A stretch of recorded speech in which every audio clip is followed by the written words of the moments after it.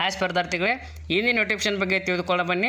ಇಂದಿನ ನೋಟಿಫಿಕೇಶನ್ ಏನಂದರೆ Indian coast guard ಅಂದರೆ ಮಿನಿಸ್ಟರ್ ಆಫ್ ಡಿಫೆನ್ಸ್ನಲ್ಲಿ ಖಾಲಿ ಇರುವ ಹುದ್ದೆಗಳ ಬಗ್ಗೆ ಅರ್ಜಿ ಆಹ್ವಾನಿಸಲಾಗಿದ್ದು, ಅಪ್ಲಿಕೇಶನ್ನ 11 ಜೂನ್ 2025 ಪ್ರಾರಂಭವಾಗಿದ್ದು, ಕೊನೆಯ ದಿನಕ್ಕೆ ಬಂದುಬಿಟ್ಟು 25 ಜೂನ್ 2025 ಅಪ್ಲಿಕೇಶನನ್ನು ನೀವು ಹಾಕ್ಬೋದಾಗಿರ್ತದೆ. ಯಾವ ರೀತಿ ಕ್ವಾಲಿಫಿಕೇಷನ್ ಆಗಿರಬೇಕು ಮತ್ತು ಯಾವ ರೀತಿ ಪೋಸ್ಟ್ ಖಾಲಿದಾವ ಮತ್ತು ಏಜ್ ಲಿಮಿಟ್ ಯಾವ ರೀತಿ ಅಂತ ನೋಡೋಕ್ಕಿಂತ ಇನ್ನೂ ಯಾರು ನನ್ನ ಚಾನಲ್ಗೆ ಸಬ್ಸ್ಕ್ರೈಬ್ ಮಾಡಿಲ್ಲ, ದಯವಿಟ್ಟು ಸಬ್ಸ್ಕ್ರೈಬ್ ಮಾಡಿಕೊಳ್ಳಿ. ನೋಡಿರಿ, ಎಲಿಜಿಬಲ್ ಕಂಡೀಷನ್ ಅಂದರೆ ಅಪ್ಲಿಕೇಶನನ್ನು ಯಾರು ಹಾಕ್ಬೋದು ಅಂದರೆ ಓನ್ಲಿ ಇದು ಪುರುಷ ಅಭ್ಯರ್ಥಿಗಳಿಗೆ ಮಾತ್ರ ಅಪ್ಲಿಕೇಶನನ್ನು ಕರೆಯಲಾಗಿದ್ದು, ಇದರಲ್ಲಿ ಯಾವ ರೀತಿ ಪೋಸ್ಟ್ ಖಾಲಿದಾವಂದ್ರೆ ಮೊದಲೇದಾಗಿ ನೋಡಿರಿ, ನಾವಿಕ್ ಜನರಲ್ ಡ್ಯೂಟಿ ಅಂತೇಳಿ ಪೋಸ್ಟ್ ಖಾಲಿ ಇದ್ದು, ಇದು ಎಜುಕೇಷನ್ ಕ್ವಾಲಿಫಿಕೇಷನ್ ಏನಾಗಿರ್ಬೇಕಪ್ಪ ಅಂದರೆ 12ನೇ ಪಾಸ್ ಆಗಬೇಕು. 12ನೇ ಪಾಸ್ ಆದಲ್ಲಿ ಮ್ಯಾಥ್ಸ್ ಮತ್ತು ಫಿಸಿಕ್ಸನ್ನು ತೆಗೆದುಕೊಂಡು ಅಭ್ಯರ್ಥಿ ಪಾಸ್ ಆಗಿರಬೇಕು.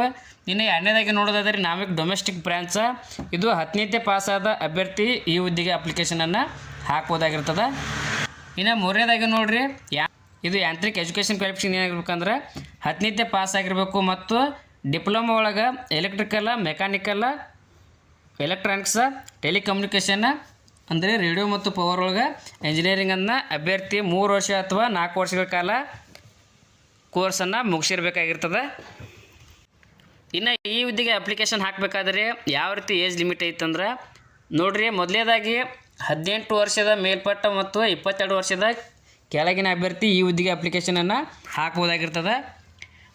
ನೋಡಿರಿ, ಪೋಸ್ಟ್ ವೈಸ್ ಯಾವ ರೀತಿ ಐತಂದ್ರೆ ನಾವಿಕ್ ಜಿ ಡಿ, ಇದು 1 ಆಗಸ್ಟ್ 2004ರಿಂದ 1 ಆಗಸ್ಟ್ 2008 ಜನಿಸಿದ ಅಭ್ಯರ್ಥಿ ಈ ಹುದ್ದೆಗೆ ಅಪ್ಲಿಕೇಶನನ್ನು ಹಾಕ್ಬೋದಾಗಿರ್ತದೆ.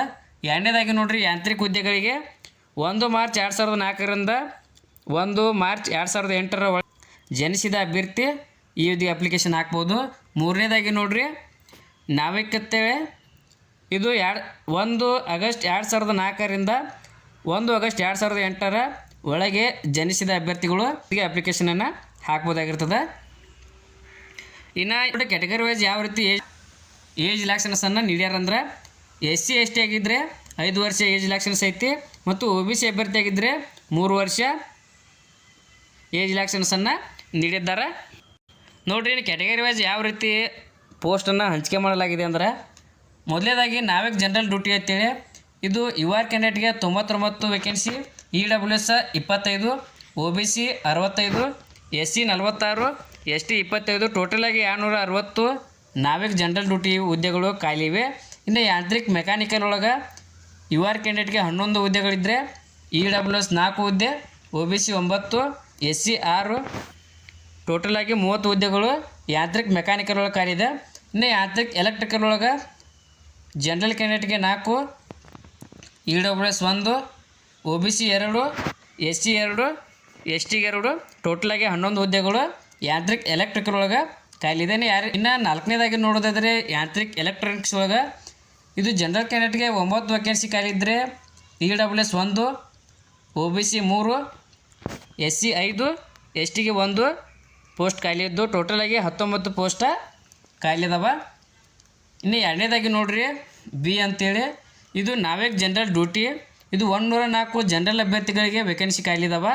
ಇನ್ನು EWS ಅಭ್ಯರ್ಥಿಗಳಿಗೆ 26 ವೇಕೆನ್ಸಿ, OBCಗೆ 71, SCಗೆ 40, STಗೆ 19, ಟೋಟಲಾಗಿ 260 ವೇಕೆನ್ಸಿ ನಾವಿಕ್ ಜನರಲ್ ಡ್ಯೂಟಿಯಲ್ಲಿ ಖಾಲಿ ಇದೆ.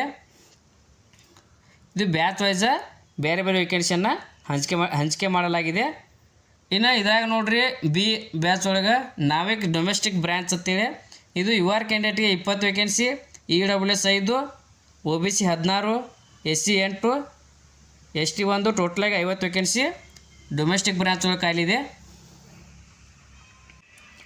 ಅದೇ ರೀತಿ ಅಭ್ಯರ್ಥಿಗಳನ್ನು ಯಾವ ರೀತಿ ಸೆಲೆಕ್ಷನ್ ಮಾಡ್ಕೋತಾರಂದ್ರೆ ಮೊದಲೇದಾಗಿ ರಿಟರ್ನ್ ಎಕ್ಸಾಮ್ ಇರುತ್ತೆ.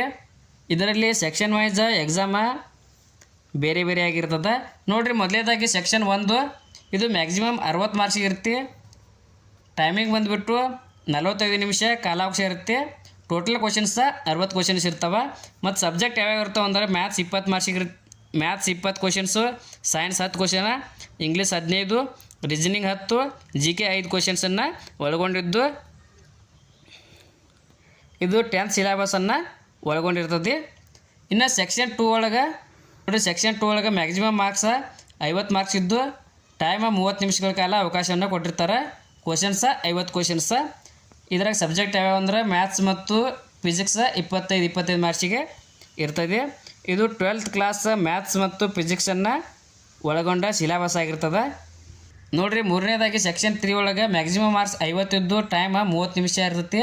ಕ್ವಶನ್ಸ್ ಬಂದ್ಬಿಟ್ಟು 50 ಕ್ವಶನ್ಸ್ ಇರ್ತವೆ. ಇನ್ನು ಸಬ್ಜೆಕ್ಟ್ ಯಾವುದಂದ್ರೆ ಎಲೆಕ್ಟ್ರಿಕಲ್ ಇಂಜಿನಿಯರಿಂಗ್ ಅಂತೇಳಿ 50 ಮಾರ್ಕ್ಸಿಗೆ ಇರ್ತೈತಿ. ಇದು ಡಿಪ್ಲೊಮಾ ಎಲೆಕ್ಟ್ರಿಕಲ್ ಇಂಜಿನಿಯರಿಂಗ್ ಸಿಲೆಬಸ್ ಆಗಿರ್ತದೆ. ಇನ್ನು 4ನೇದಾಗಿ ನೋಡಿದ್ರೆ ಸೆಕ್ಷನ್ 4 ಒಳಗೆ ಮ್ಯಾಕ್ಸಿಮಮ್ ಮಾರ್ಕ್ಸ 50 ಮಾರ್ಕ್ಸ್ ಇದ್ದು ಟೈಮ್ ಬಂದುಬಿಟ್ಟು 30 ನಿಮಿಷ. ಟೋಟಲ್ ಕ್ವಶನ್ಸ 50 ಕ್ವಶನ್ಸ್ ಇರ್ತವೆ. ಇನ್ನು ಇದು ಸಬ್ಜೆಕ್ಟ್ ಬಂದುಬಿಟ್ಟು ಎಲೆಕ್ಟ್ರಾನಿಕ್ಸ್ ಇಂಜಿನಿಯರಿಂಗ್ ಒಳಗೆ 50 ಮಾರ್ಕ್ಸನ್ನು 50 ಕ್ವಶನ್ಸ್ ಇರ್ತಾವೆ ರೀ. ಇದು diploma level electronics engineering syllabus ಆಗಿರ್ತದೆ. ಇನ್ನು 5ನೇದಾಗಿ ನೋಡೋದಾದ್ರೆ ಮ್ಯಾಕ್ಸಿಮಮ್ ಮಾರ್ಕ್ಸ 50 ಇದ್ದು ಟೈಮ್ ಬಂದುಬಿಟ್ಟು 30 ನಿಮಿಷ ಇರುತ್ತೆ.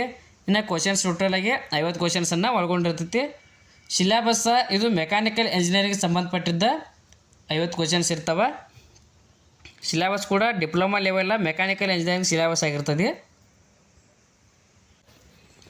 ಇನ್ನು ಅಭ್ಯರ್ಥಿಗಳಿಗೆ ಯಾವ ರೀತಿ ಫಿಸಿಕಲ್ ಟೆಸ್ಟ್ ಇರುತ್ತೆ ಅಂದ್ರೆ ನೋಡಿರಿ, 1.6 ಕಿಲೋಮೀಟರ್ ರನ್ನಿಂಗ್ ಇರುತ್ತೆ.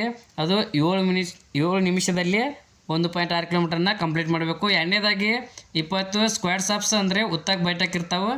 ಇನ್ನು 3ನೇದಾಗಿ 10 ಪುಷಪ್ಸನ್ನು ಅಭ್ಯರ್ಥಿ ಫಿಸಿಕಲ್ನಲ್ಲಿ ಪಾಸ್ ಆಗಿರಬೇಕಾಗಿರ್ತದೆ. ಲಾಸ್ಟ್ನೇದಾಗಿ ಡಾಕ್ಯುಮೆಂಟ್ ವೆರಿಫಿಕೇಷನ್ ಕೂಡ ಇರ್ತೈತಿ ಮತ್ತು ಮೆಡಿಕಲ್ ಟೆಸ್ಟ್ ಕೂಡ ಇರ್ತದೆ. ಈ ರೀತಿ ಅಭ್ಯರ್ಥಿಗಳನ್ನು ಹುದ್ದೆಗಳಿಗೆ ಸೆಲೆಕ್ಟ್ ಮಾಡ್ಕೊಳ್ಳಾಗ್ತದೆ. ನೋಡಿರಿ, ಅಪ್ಲಿಕೇಶನನ್ನು ನಾವು ಯಾವ ರೀತಿ ಹಾಕ್ಬೇಕಂದ್ರೆ ಅಪ್ಲಿಕೇಶನ್ ಓನ್ಲಿ ಆನ್ಲೈನ್ ಮೂಲಕ ಹಾಕಬೇಕಾಗಿದ್ದು. ನೋಡಿರಿ, ಅದು 11 ಜೂನ್ 2025ರಿಂದ 25 ಜೂನ್ 2025 ಒಳಗಾಗಿ ಅಪ್ಲಿಕೇಶನನ್ನು ನಾವು ಹಾಕಬೇಕಾಗಿರ್ತದೆ. ನೋಡಿರಿ, ಅಫಿಷಿಯಲ್ ವೆಬ್ಸೈಟ್ಗೆ ಹೋಗಿ ನೀವು ಅಪ್ಲಿಕೇಶನನ್ನು ಹಾಕ್ಬೋದು. ನೋಡಿರಿ, ಯಾರು ಅಭ್ಯರ್ಥಿಗಳಾಗಿರ್ತೀರಿ ನೀವು ಅಪ್ಲಿಕೇಶನನ್ನು ಆನ್ಲೈನ್ ಮೂಲಕ ಹಾಕ್ಬೋದು. Thank you. ಇನ್ನೂ ಯಾರು ನನ್ನ ಚಾನಲ್ಗೆ ಸಬ್ಸ್ಕ್ರೈಬ್ ಆಗಿಲ್ಲ ದಯವಿಟ್ಟು ಸಬ್ಸ್ಕ್ರೈಬ್ ಮಾಡ್ಕೊಳ್ಳಿ.